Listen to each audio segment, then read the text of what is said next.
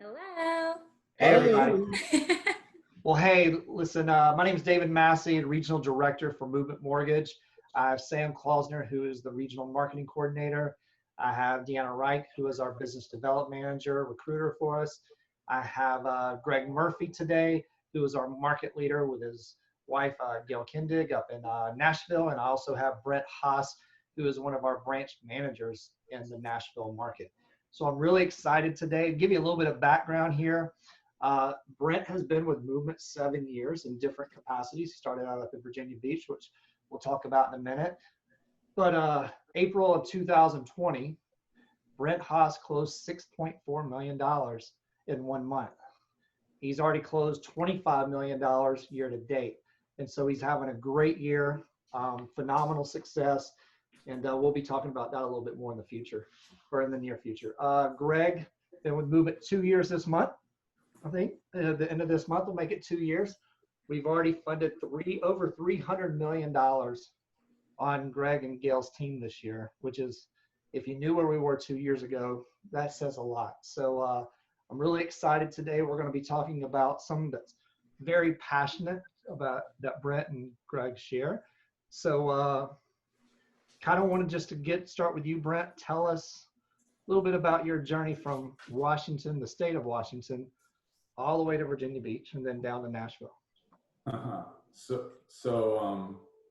Dang. So we've bounced around the country quite a bit in the past. Who's we? My family and I, Mary, my wife, and 2 kids, Max and Ty, and I. We left Washington actually back in 2002. We were self-employed. I'd always been self-employed. In fact, this is my first W-2 job I've ever had, being at Movement, which is kind of interesting. But when we moved to Virginia Beach, we were in just kind of a difficult place financially. Had pretty much hit rock bottom. Didn't have anything left. We were actually we'd been in New Hampshire for a time in a business there, and we visited Virginia Beach, and we decided that there was a lot of people there, and that the economy was pretty good, and that we could make a go over there. So we moved to Virginia Beach, just kind of trusting that the right thing was going to come, and eventually it did through a friend of my boys at church that they had met at the church. Happened to serve lunch every day to Toby Harris, and that's how I got introduced to Movement Mortgage, and started out at Movement at the very bottom, because again, I had never been an employee before. I'd always done my own thing, which has its positives, but definitely has its drawbacks, because it's hard to kind of make that transition sometimes, to realize you're not in charge of everything. So I worked in operations for a couple, not quite 2 years, just under 2 years. Knew I wanted to go into sales, and we looked literally all over the country. We were trying to get back to the West Coast, so we looked at the top 5 real estate markets in the country at the time. Interviewed leadership, talked it over, and ended up laying on Nashville. So we came to Nashville October 1 of 2014. Is when we landed here in Nashville. Did not know anybody. I'd met a few people, but didn't personally, truly didn't know anybody here. As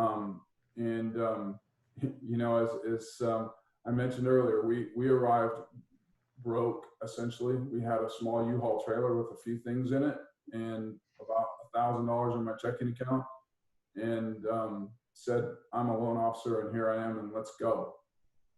So here we are, and 6 years later, we got a month and a half to hit 6 years in Nashville, and what a time it's been. Gregg, anything you want to say about Brent and the journey he's been on since he's been here working with you? The reason Brent occasionally is smiling is because he knows I'm dying to jump into this conversation. So while he's an incredible mortgage banker, I'm thinking his skill with maps might not be what it could be, because he missed the West Coast by a couple of thousand miles. but I'm really thankful that he landed in Nashville. Brent is an unusual person in that he's very intelligent. He's a thinker. He's an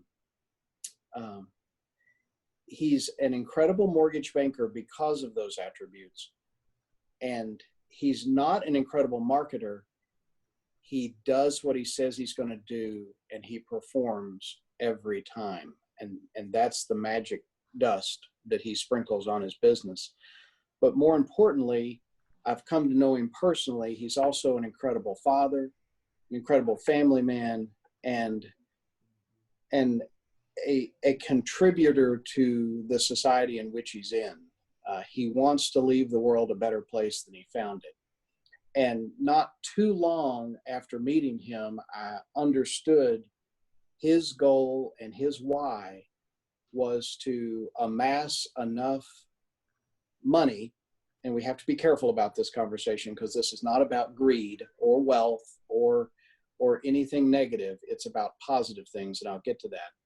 But I learned very quickly that his why was to get he and Mary, his immediate family, and his broader family, his children and eventually grandchildren, to a much better place of financial independence.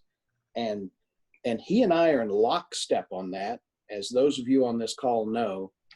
And so I grabbed him and we kind of locked arm in arm, and we walked through this world going back and forth with each other on how do we get our teams here? How do we get ourselves here better, faster? How do we stay focused? Iron sharpens iron. And he beats me up sometimes when I'm weak and thinking about doing something stupid like selling stocks in a downturn. And I just try to encourage him. Brent beats me and I try to encourage him. Brent, no, keep going. it goes both ways. Yeah. One of the things you said there that I think is key to this is, you talked about what I do in my mortgage business, which is consistency and just doing what I say and doing it over and over and over. I think that's really the key to financial success also, is developing a plan, sticking with the plan, and doing it over and over and over. I'm a big fan of making it automatic so that we don't have to make the decision. So I've tried very hard to set up, obviously contributing to the 401k and maxing that out as much as possible. And then I've set up, I use an advisor and try to figure out other things that we can do. So we've set up Roth accounts for Mary and I that you can do in addition to the 401k and max those out automatically. And then, tried to come up with additional investment strategies that are hopefully fairly simple and continue to add to those on a consistent basis, up market or down market, which is hard. It's hard to not get scared and sell and be afraid. And it's also hard not to get euphoric and think you're, better than you are and more wealthy than you are. It's just consistency. So I find that really, really important. Had another thought and it's gone. I apologize. I'll jump back in. Brent, let me ask you a quick question. So, I think a lot of people, like I said earlier, think you got to have $1 million to have a wealth advisor or something like that. Not the case. You should start now with whatever you got in order to build whatever it is you want to get to. And so having a wealth advisor, I think, is a great plan. The basic knowledge of total money makeover, just having some sort of ideas on how to budget and plan. These are books like that Total Money Makeover. I wish I would have read it 30 years ago, but maxing out your 401k, you mentioned that. So building net worth. Building net worth isn't building your income. It's what's your worth. And if I've had one conversation, I've had a dozen of them with Mr. Murphy, who tells me to pay off my house every day. But as far as why is that so important on the net worth? You guys there's people who have like a passion in life about this, that, and the other, but a lot of our conversations go towards this net worth. And it's a positive thing. I love that I have people in my life who talk about it to remind me. And I'm hoping there's other people that are listening to this video today who are like, I need to start focusing on this myself. I got to get disciplined. I need to have a budget. I need to max my 401k. Someone who's 25 or 35, like I said, they might not be thinking about, maybe they are, I hope they are, but those are the kind of things. But why is this so important to you? Well, so first of all, in order to build net worth, you have to discipline yourself as to what you're doing. So Mary and I, we try and spend the same amount every month, whether it's a big month or a small month. We budget to kind of the small month, so that when the big month comes, we're not going on big vacations, or we're not buying. Are you allowed to do that in the mortgage industry anymore? What, vacations? Yeah. I don't remember the last one. It was, No. yeah, that's not possible. But I think that's super important. We learned that through Dave Ramsey actually many years ago when we had very, very little. We had the cash envelopes, and that's how we made it through the month every month. And Ty, my son, Ty lived on that up until about a year ago. Him and Shannon used the cash envelope. It's a very simple way to make sure you don't overspend. And we've learned to budget to a lower level, not to a higher level, and not to increase spending just because there's more money there, but to hopefully shove it away so you don't even see it. But living well below your means. Yeah, definitely well below your means. The only way to get to create wealth is to spend less than you make, and it doesn't matter if you make 50,000 or 100,000 or 20,000. If you live below your means, you'll gain net worth, right? You'll always gain net worth. And then why is it important? Why is net worth so important? It's important because it gives you freedom. It gives you peace. It gives you, I don't know. I mean, we've made money and lost money multiple times in my life as a business guy. I lost it to zero twice. I've been to zero twice, and it's not fun. Mm-hmm. And I can tell you, having money in the bank is a lot better than not having money. And not because it makes you a better person, but because it gives you peace. It lets you sleep. You know, it's having it's a security that is very, very important. That's why Gregg wants his house paid for, right? So that nobody can take it away as long as you pay those taxes, right, Gregg? That's right. So Brent and I are in an argument the other day, and he's like, rates are in the twos. Why would I pay my house off? And David had the same conversation with me, and I didn't really have a logical financial answer. And I went away and slept on it and came back the next day, and I'm ready. And I'm like, Brent, sit down. We got to hit this why we're paying our house off thing.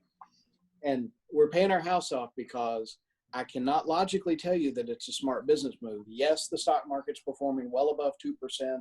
Yes, rates are incredibly low. Yes, you could be making money off the difference. And then I got to this.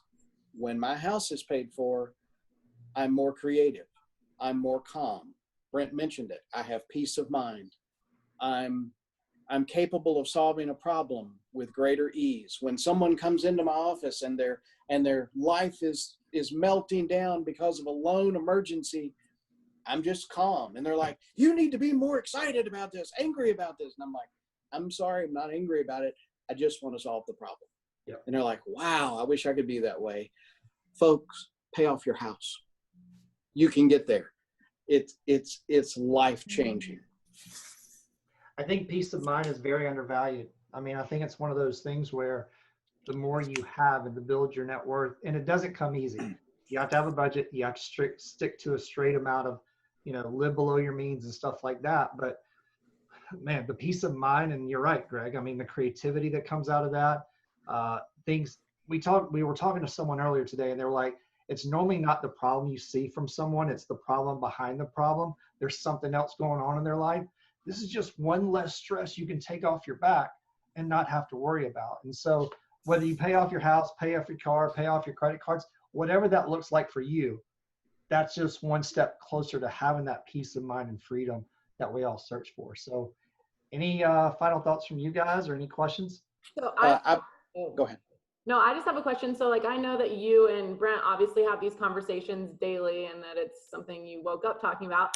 But like, Greg, how do you implement in your office? Like, I know like there's loan officers that range from in their 20s to their 60s, but I know this is a conversation that you probably want to be having at least like on the table with your office. Like, is this something that you talk to people about? Like, is everyone aware that like they should be doing this, or is this only something that like you talk about if they come to you? So that's a great question, and frankly, I really appreciate you asking it. It's all about timing. Brent and I did wake up this morning talking about this, but our timing is that this is top of mind. A 25-year-old may not have this as top of mind, but we're watching and listening for those coachable moments or teachable moments when it is magical to bring it up. And we don't want to sound like a broken record. And it's so easy when you're having this discussion to be misconstrued as, well, you're greedy and you want to be wealthy, and you want to show the movie Wall Street where he says greed is good. And that's not what we're talking about. What we're talking about is peace, not greed, and financial independence, and changing families and changing the world. I promise you, if you all could go look at Brent Haas's family, they are forever changed because of the decisions he has made. My family is forever changed. It matters. I would say two things. One, my mother's always afraid that somebody's going to find out that she's got a little bit of money in her small town, and so I'm getting to speak at my dad's funeral, and I could not figure out how to say that he taught us good, sound financial principles. And I finally landed on this, which is what I've lived by since that very day. My father spent less than he earned, and so do his children. What more do you need to say about a parent's gift to their children? I would add that money gives you options, and it positively affects you and others around you if you do the right things with it. And I'll leave you with Albert Einstein's quote that compound interest is the eighth wonder of the world. Those who understand it earn it, and those who do not pay it. Yeah. Mic drop. And just so you know, from my perspective, every loan officer that's worked for me, I always have the conversation, not how much I want them to sell this year, but how much they want to produce this year or in this time frame, and then what are you doing with it? I always follow with, what are you doing with it? What are your goals? What are you trying to reach? And if the goals are bigger than the earnings, then let's talk about how to get the earnings up. If and vice versa, or maybe there aren't goals. And so so currently the crew I have currently, every loan officer on my team is now currently working with a financial planner, and that wasn't true a year ago. That wasn't true a year ago for several of them, actually. And we've talked about goals, short term and long term, and that you need to have the goals and how to get there. And I've encouraged every one of them to get involved with somebody, and whether it's my person that I like or somebody that they like, whatever, I don't care about that. Somebody that they trust, somebody that they can relate to, that they can have a plan and work on a plan. And so, yeah, at this point, they're all doing that, and they're all consciously trying to add to their value, to their net worth, and reach their short, medium, and long-term goals. It's hugely important to me. More important than doing 10 loans a month is are you meeting your goals, your financial goals? Well, I was going to wrap this up with a question of what would you have told your younger self if you had one piece of advice, but I feel like you guys both like hit the nail on the head of what you're telling your team, because that's basically your younger self. So wear sunscreen. That's what I would have told him. Yeah. And why is that? Got these blotches on my arm. I don't like it. Yeah. You're such a philosopher. From you before we close? What? Deanna, do you have anything to say before we close? I was just going to make a statement.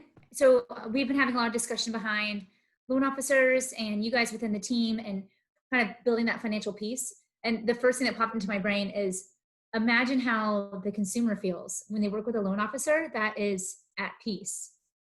And you imagine the consumer is about to make a huge expense, and knowing that their financial advisor or their loan advisor on this big purchase is going to take care of them. And it's genuine. It's not a facade. And that's what you're giving the loan officers, is not only their own peace, but also that ability to transfer that on to the people that they work with. You could call us selfish. We want badly to work with people who are always improving, and that's for us and them. It does matter. Yeah. Thank you for putting this call together, by the way. Thank you for joining us. We really appreciate it. We know this is something that a lot of people in the mortgage industry are dealing with. They're not sure how to deal with what they're bringing in, and so we really appreciate it. Two of our most prized possessions on our team. Thank you. Thank you, guys. Appreciate it. Yeah, thanks, guys. See you guys. See ya.